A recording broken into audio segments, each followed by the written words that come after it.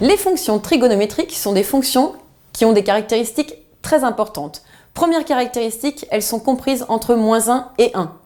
Deuxième caractéristique, ce sont des fonctions périodiques, 2π périodiques. Troisième caractéristique, elles sont dérivables sur R. Dans cet exercice, nous allons chercher la limite d'une fonction qui a une forme indéterminée.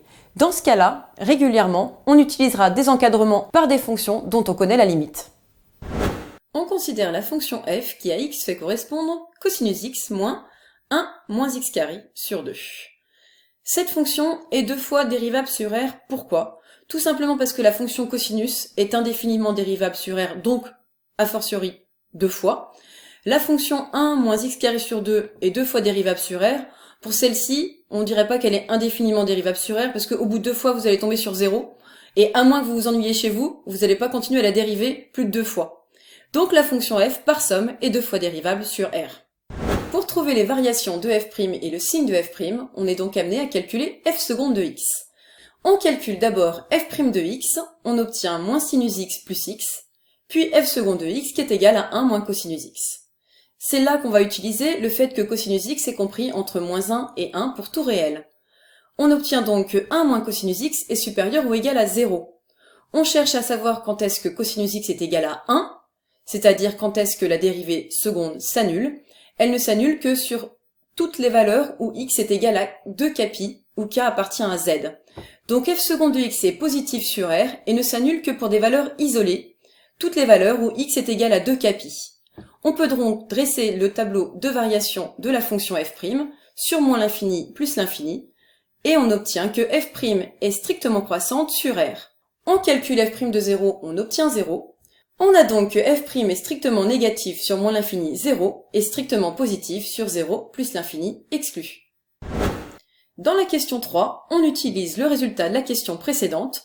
On vient de prouver que f' était strictement négatif sur moins l'infini 0.